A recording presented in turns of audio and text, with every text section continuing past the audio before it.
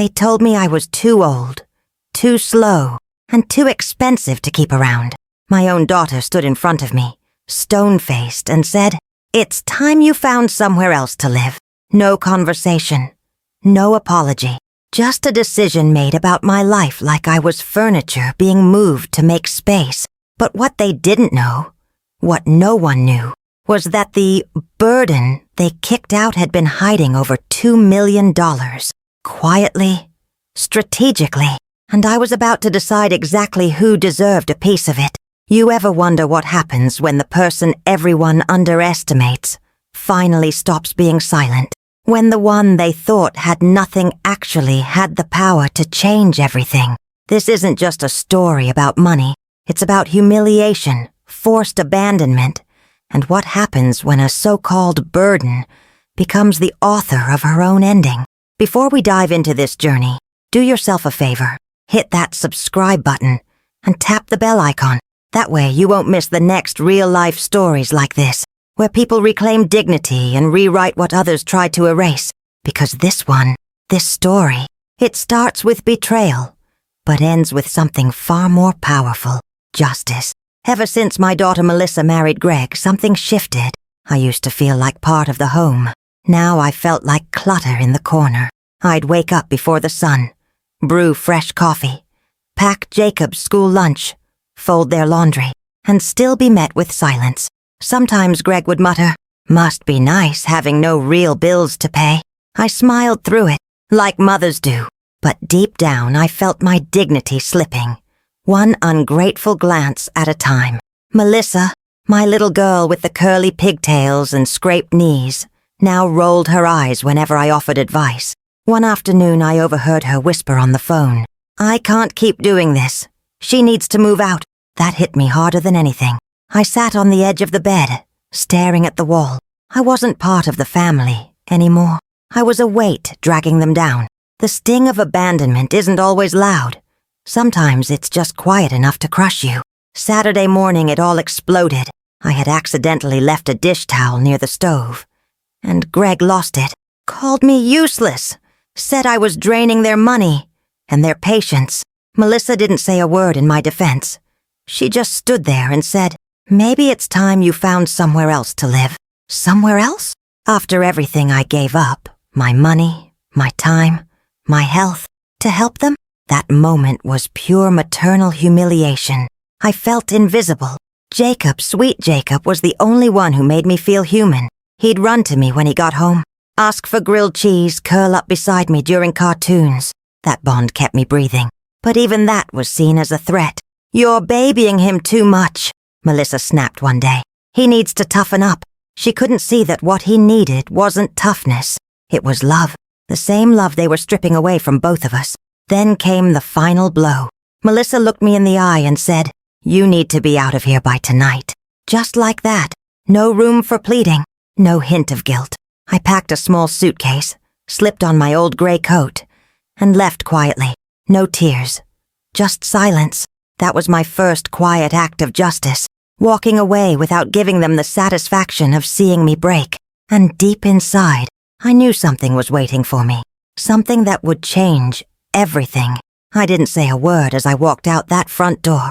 Just the creaking of the screen and the quiet shuffle of my steps filled the air. My heart felt like it had been hollowed out.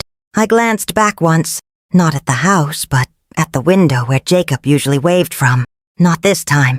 He was crying, trying to run after me, but Greg grabbed his arm. "Let her go," he said. That was the moment I realized. This wasn't just abandonment. This was forced exile, an emotional eviction. My hands trembled on the handle of my suitcase. It was old, patched at the corners, and smelled faintly of lavender and dust. I had packed it in silence, placing inside the last bits of my usefulness, an old photo of my late husband, a scarf Jacob had given me, and some cash I had hidden away for emergencies. I didn't take much. What do you pack when you're carrying shame instead of clothes? I felt like I was walking out of my own life with nothing but bruises nobody could see. I wandered for a while, not really knowing where to go. The sky looked too bright, as if mocking my sadness. Every car that passed seemed to blur into one long streak of noise. I had money. my own secret savings, but I didn't want to use it yet. I wasn't ready, not out of pride, but out of habit. Years of sacrifice had taught me how to survive without touching a dollar unless it truly mattered. Funny how we give up so much in the name of family, and sometimes it costs us everything. My feet ached, but it wasn't the pain that slowed me. It was the weight of betrayal. It wasn't just being kicked out. It was how easily they did it. Like love had an expiration date, and when the usefulness ran out, so did the space in their hearts.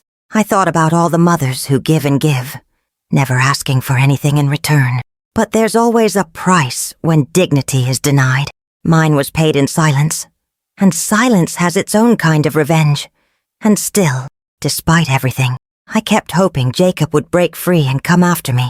I knew it was foolish, but a part of me needed to believe our bond was stronger than Melissa's bitterness. I imagined him sneaking out with a little backpack, calling my name down the street. But it never happened, and that's when the real grief sank in. Not because I had lost a roof, but because I had lost the one person who made me feel alive. Yet something inside me whispered, "Hold on, this story's not over." I didn't expect anyone to notice me, let alone care. But as I sat on a bench outside the little grocery store, clutching my suitcase like it was the last piece of home I had, someone did. Her name was Linda, a neighbor from a few streets down. We'd exchanged cookies once during the holidays. Nothing more, but she saw something in my eyes that day, something broken. "Eleanor," she asked softly, "are you all right?"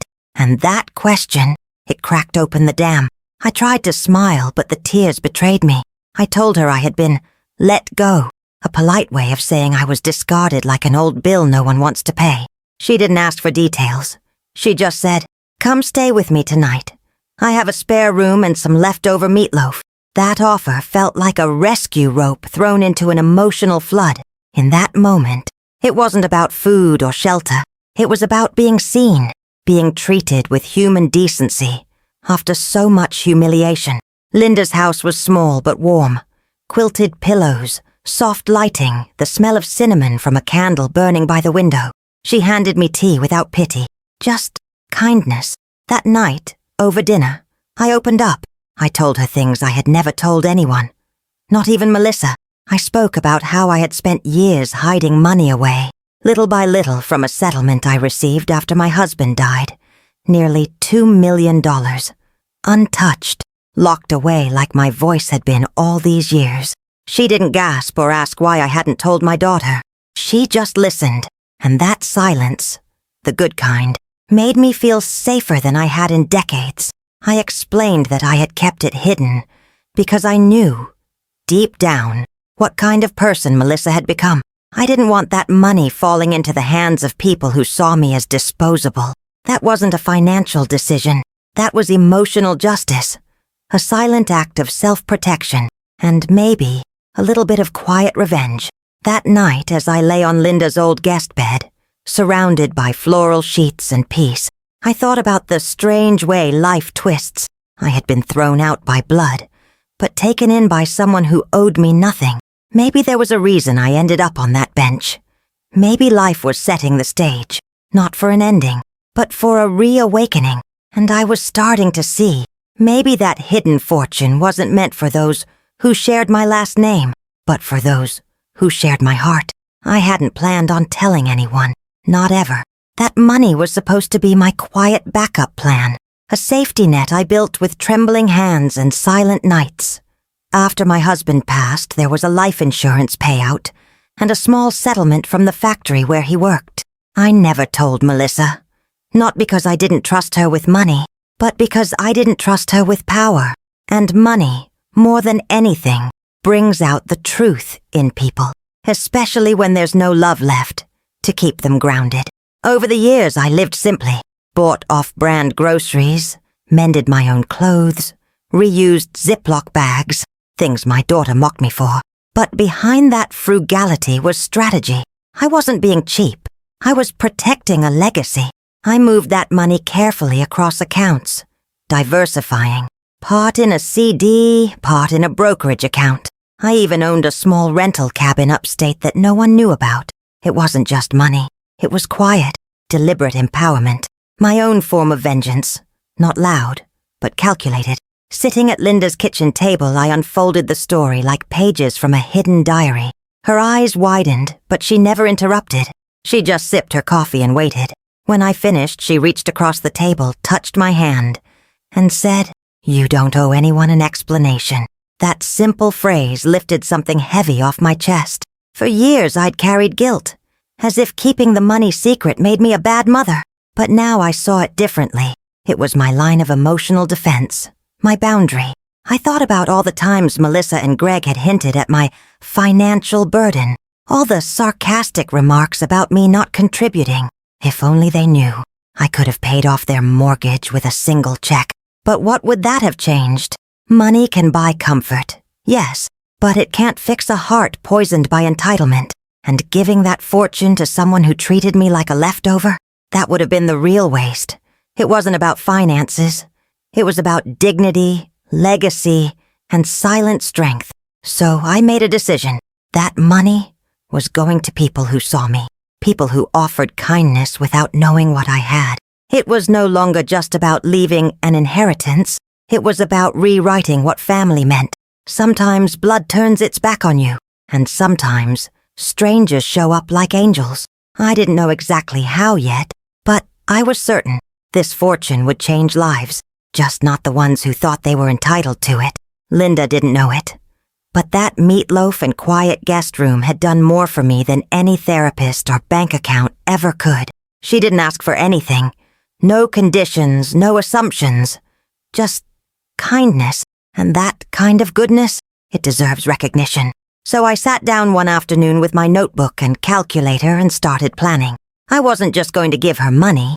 I was going to restore what life had chipped away from her. Because true empowerment isn't a handout. It's a hand held tightly when you're drowning. She had medical bills piling up from a recent fall. Her roof leaked every time it rained. Her car barely started on cold mornings.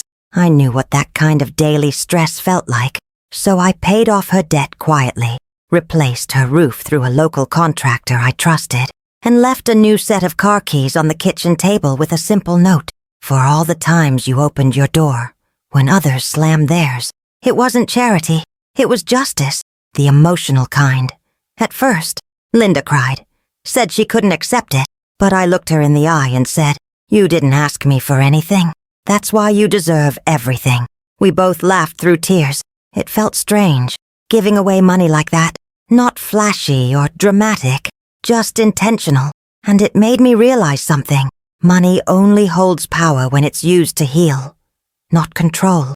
What Melissa and Greg never understood was that financial freedom isn't just about what you own. It's about what you choose to set free. I started keeping a little notebook, writing down names of people who had shown me small kindnesses over the years. The postman who used to bring my mail to the porch during snowy days. The high school janitor who helped Jacob when he forgot his backpack. People who thought no one saw them. I saw them. And now I had a way to say, I remember. That to me was the beginning of something far greater than revenge. It was the quiet building of a new kind of legacy. The truth is, the more I gave, the lighter I felt. It was like all the years of humiliation, all the comments about me being a burden, were peeling off. One donation at a time, one act of love after another. But still I knew I needed to do more. There was one place I'd been thinking about, a quiet home for people like me, not just elderly, but forgotten. And maybe, just maybe, I could do something there that would change even more lives. The senior home wasn't fancy. No marble floors, no grand piano in the lobby, just a small white building tucked behind a row of maple trees, with flower beds that looked like someone cared. And for the first time in a long while, I felt safe walking through a door. The staff greeted me with warm eyes. Not pity. That alone made my heart swell. After everything I'd been through, dignity felt like luxury. But here it was part of the air. They gave me a modest room with a window that overlooked the garden. I decorated it with little things. Photos of Jacob, a quilt I had sewn years ago, and a vase for fresh flowers. It wasn't much, but it was mine. I wasn't too much here. I wasn't someone's burden. I was just Eleanor, an old woman who had weathered storms and still had stories left to tell. The days passed gently, and in those quiet hours, something I had lost long ago began to return. Peace. After a few weeks, I sat down with the director and asked what they needed most. His eyes lit up. He spoke of broken heaters, worn-out beds, medication shortages, things most people don't think twice about. So I wrote a check, large enough to fix what was broken, stock what was empty, and bring back comfort to every corner of that home. It wasn't a donation. It was a restoration of dignity. Mine, theirs, everyone's. That's what real legacy looks like. It multiplies through small, quiet revolutions. Suddenly, there were hot meals with fresh ingredients, cozy blankets for winter, and even a small reading room with donated books and warm lighting. I watched the other residents smile wider, sleep better, laugh more. It was like the air shifted. The ones society had shelved were now seen, heard, loved, and me. I became something more than a resident. I became part of the heartbeat of that place, and I didn't do it to feel important. I did it because no one had ever done it for me. Still, even in all that warmth, I kept one part of the inheritance sealed tight. It wasn't for strangers. It wasn't even for me. It was for someone whose face I hadn't seen in weeks, but whose voice still echoed in my chest. A boy who once tied his shoelaces next to mine, who begged me not to leave, who had no say in the cruelty of the adults around him. I wasn't done writing this story, not until Jacob had his page. I'd always known Jacob was different. There was a softness in him, a kind of empathy that couldn't be taught. He didn't just love. He noticed. He noticed when my hands shook pouring tea. He noticed when I wore the same cardigan 3 days in a row. And more than once I caught him slipping little notes into my knitting bag. I love you, Grandma. You make the best grilled cheese. It was those tiny scraps of paper that reminded me who I was, even when Melissa tried to erase it. So I made a decision. I met with an attorney, the same one who had handled my husband's affairs years ago. We set up a trust fund. Simple, but ironclad. Jacob would inherit the remainder of the money when he turned 18. But there were conditions. Not about grades or success or college. No, the conditions were about character. The attorney smiled when he read them aloud. Respect, kindness, and the courage to stand by those who have nothing to offer you but love. If he lived by those values, if he treated people with the dignity I had been denied, then he would have access to every last dollar. Otherwise, the money would be redirected to charity. It wasn't a punishment. It was a mirror. I wasn't leaving Jacob just money. I was leaving him a map, a way to navigate the world with integrity. And in a time when everything feels transactional, I wanted him to know love and justice are the real currency of life. I asked Linda to hold on to a sealed letter for him. Inside, I wrote everything. The truth about what happened, about his parents, about the forced abandonment, about the way he reached for me that day, and how that memory kept me breathing. I told him that even when I disappeared from his life, he never disappeared from mine. That love, when it's real, doesn't need proximity. It just needs remembrance. I wanted that letter to feel like a hug, folded in paper and truth. And now, every time I walk past the mailbox at the senior home, I think of the day he'll read it. I wonder if he'll cry or smile, or maybe both. But mostly, I wonder if he'll understand. Not just the money, not just the inheritance, but the legacy, the silent revenge that chose empathy over entitlement, the dignity reclaimed. And maybe, just maybe, he'll live in a way that would have made his grandma proud. She showed up unannounced, like a storm you thought had passed. Melissa stood at the entrance of the senior home, arms crossed, jaw tight. I could tell she hadn't come to apologize. No flowers, no softness in her tone. "I heard you gave away a fortune," she snapped. To strangers, her voice echoed through the hallway like an accusation. I looked at her and saw not my daughter, but a stranger shaped like someone I once held against my chest on sleepless nights. I didn't flinch, just nodded slowly. "That's right," I said, "to people who treated me like a human being." She scoffed, saying it was unfair. That I had deceived the family? Funny. How suddenly I mattered when money was involved. Not when I cooked their meals. Not when I babysat Jacob through fevers. But now, when there was a dollar sign attached to my name, now I was worth a conversation. That wasn't grief. That was financial resentment dressed up as concern. You gave away our legacy, she hissed. I took a deep breath and whispered, No, Melissa, I gave away my legacy. You were never entitled to it. Legacy isn't built on blood alone. It's built on how you treat people when you think no one is watching. For a second, her eyes flickered. Maybe with shame. Maybe with realization. But pride is a thick curtain, and hers had always been drawn tight. She muttered something about suing me. I just smiled. She didn't realize. It was never about winning. It was about closure. She turned to leave, humiliated, and I let her go, just like she let me go that day, with cold indifference. Only now, I wasn't the one walking out broken. I was the one standing tall, because silent vengeance isn't loud or petty. It's choosing peace when you've earned rage. It's leaving a room with your head high and your soul light. And as she disappeared through the doors, I felt nothing but stillness. No bitterness, just the quiet kind of justice that money can't buy. I went back to my knitting circle like nothing had happened. The other women looked at me, curious. Everything okay? One asked. I smiled and said, better than ever. And it was true. That moment didn't shatter me. It sealed something shut, something that had been bleeding for years. But I knew the story wasn't quite over yet. There was still one more chapter to write, one more lesson to leave behind. Weeks passed before I received a letter. No return address. Just my name in a handwriting I recognized instantly. Jacob's. My hands trembled as I opened it. Inside were a few simple lines. Grandma, I miss you. Mom says you're gone, but I don't believe her. I remember the grilled cheese and how you never yelled. I hope you're okay. I want to be like you when I grow up. I read it over and over until the ink blurred from my tears. In those few words, I found the kind of emotional redemption I never got from my daughter. I asked Linda to help me write back.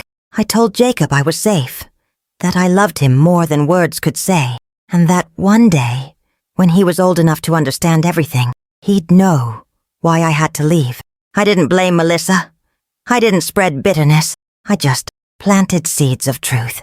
And that's what legacy really is. Truth passed down gently, like a story whispered before bed. I wanted him to grow with that story in his heart, not just the version he heard at home. He wrote back again, this time asking if I thought he was a good person. Mom says I'm too soft, he wrote. But I don't want to be mean. That line broke me. I told him softness is strength, that respect is rarer than money, that when you choose kindness in a cruel world, you become a kind of warrior. I told him not to let anyone convince him that empathy is weakness, that the world needs more people who care deeply, and he signed his next letter, Your future good man, Jacob. We started writing every week, little notes, drawings, hopes. I sent him riddles, book suggestions, and even crossword puzzles. He told me he wanted to be a teacher one day. I told him to read To Kill a Mockingbird and to never forget the words of Atticus Finch. You never really understand a person until you climb into his skin and walk around in it. That quote lived in me, and now it lived in him. That was my gift. Not just inheritance, but wisdom. And while I knew we still lived in separate worlds, I also knew something unbreakable had formed between us. A quiet bond, built not through visits, but through reclaimed dignity and emotional justice. Melissa could twist stories, but she couldn't erase love written in Jacob's own hand. One day he'd walk through these doors, not as a boy, but as a young man. And when that day came, I'd be waiting, not with open arms, but with an open heart, ready to pass the torch. There's a strange kind of peace that comes when you've said everything that needed to be said, without raising your voice, without slamming a door. I sit on the porch of the senior home now, watching the sun dip behind the trees, and I feel something I haven't felt in years, wholeness, not because I got revenge, but because I chose dignity over despair. My story didn't end the way I imagined, But maybe that's the point. Sometimes the best endings are the ones you write for yourself. I look around at the quiet life I've built. Simple, warm, real. There are no designer handbags here, no fancy vacations. But there's laughter in the dining hall, fresh coffee in the morning. People who say, "Thank you," and mean it. This place, these people, became my legacy. Not Melissa, not Greg, and that's okay. You don't need approval from those who never saw your worth. What you need is to reclaim your own reflection, piece by piece, until it finally feels like home. Every so often I reread Jacob's letters. I keep them in a shoebox by my bed, like tiny lifelines that tether me to hope. He doesn't know it yet, but he saved me, not with money, but with love that never left. That's the real inheritance I'm leaving behind. Not the dollar signs, not the assets, but the reminder that kindness leaves the deepest mark, and that no matter how badly the world tries to break you, it only takes one soul to remind you who you are. So if you're listening to this and you've ever felt invisible, forgotten, like your time has passed, let me tell you something important. It hasn't. Your story still matters. Your voice still matters. And sometimes the people who treated you like nothing will one day realize you were everything. Maybe not with words, maybe not with apologies, but life has a way of circling back, of teaching through consequences, and of rewarding those who never stop believing in quiet strength.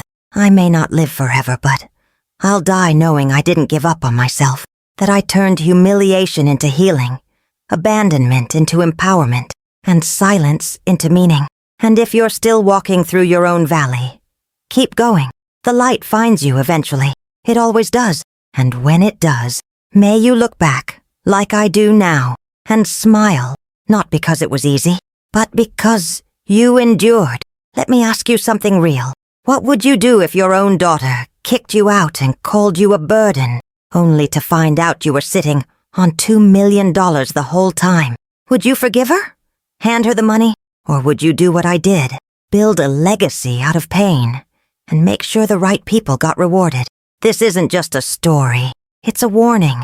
Never underestimate someone just because they're quiet, old, or broke. Because sometimes the one you discarded turns out to be the one holding the pen to write the final chapter. And now, I want to hear from you. Have you ever been treated like you didn't matter, only to realize later that you held all the power? Drop it in the comments. I read every single one. If this story made you feel something, if it reminded you of what true justice feels like, don't forget to like this video, subscribe to the channel, and turn on notifications.